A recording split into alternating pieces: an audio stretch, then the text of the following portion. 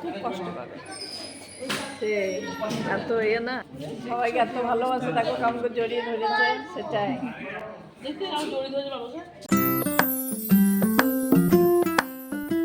Good morning, দুই কন্যা পরিবারে তোমাদের সবাইকে স্বাগত জানাই। আজ সকালবেলা ঘুম থেকে উঠেই প্রথমে ব্যালকানিতে চলে এলাম, একটু গাছগুলোর ভিডিও বানালাম, কারণ এই গাছগুলো আমার খুব প্রিয়। নিজে হাতে সমস্ত গাছগুলো লাগিয়েছি। আর কিছুদিন পর এই গাছগুলো হয়তো আমার সাথে আর থাকবে না। তোমরা হয়তো ভাবছো সোফাটায় চাদর ঢাকা কেন, টিভিটাই বা কোথায়, এসির আউটডোর ইউনিটটা ঘরের ভেতরে কি করছে, এই ঘরের এরকম বাজে অবস্থা কেন, এত অগোছালো? তো তার একটা অবশ্যই কারণ আছে।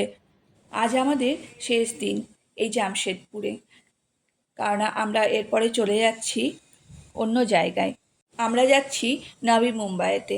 রান্নাঘরের কি অবস্থা দেখো।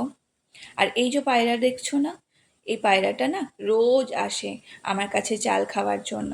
আমি রোজ ওকে সকালবেলা হলেই জানলাটা খুলে এখানে কিছু চাল দিয়ে দিই। আর দুটো পায়রা আছে, ওই দুটো পায়রায় রোজ এখানে এসে চাল খায়। তো কাল থেকে হয়তো আর এদেরকে আমি দেখতে পাবো না, এরাও হয়তো আমাকে খুঁজবে। স্নান করে চলে এসেছি গোপালের কাছে। গোপালকে নিজের সাথেই নিয়ে নেব ভাবছি, তাই একটুখানি পুজো দিয়ে নেব, তারপরে ব্যাগে ভরে নেব।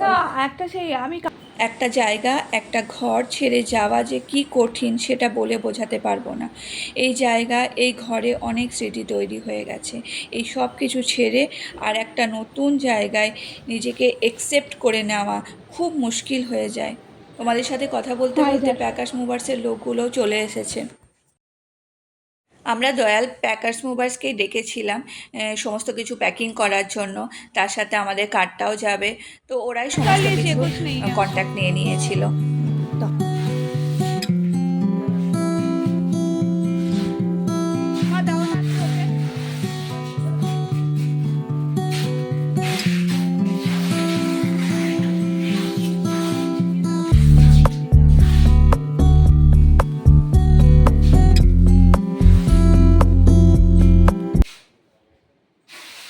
14 বছর হয়ে গেল আমরা এই শহরে আছি।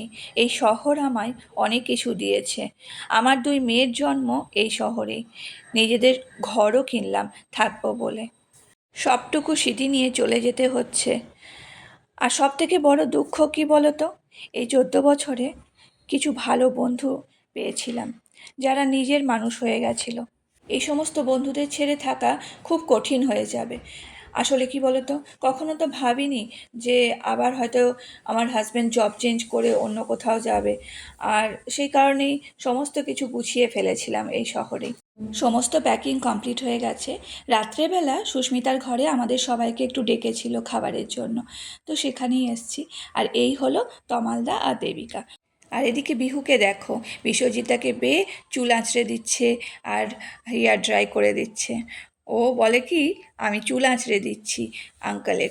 সবার জন্য আমিও একটু গিফট নিয়ে এসেছিলাম, ওই আর কি স্মৃতি হিসেবে।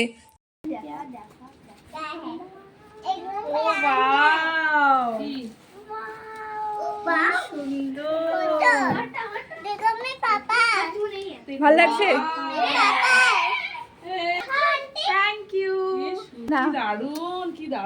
ভালো লাগছে।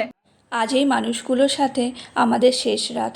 অনেক সুখ দুঃখের স্মৃতি জড়িয়ে আছে এই মানুষগুলোর সাথে। মনের ভিতরটা কি হচ্ছিল বলে বোঝাতে পারবো না। এরা আমাদের নিজেদের পরিবারের লোক হয়ে উঠেছিল। আর এই জন্যই বিদায়বেলায় চোখের জলে ভিডিওটা নিতে পারলাম না। খালি এইটুকু বলতে পারি, স্মৃতির খাতায় 2টি পাতা আরও যোগ হলো। ভারাক্রান্ত মন নিয়ে সবাইকে বিদায় জানিয়ে আর এই জামশেদপুর শহরকে বিদায় জানিয়ে পাড়ি দিলাম একটা নতুন ঠিকানায়।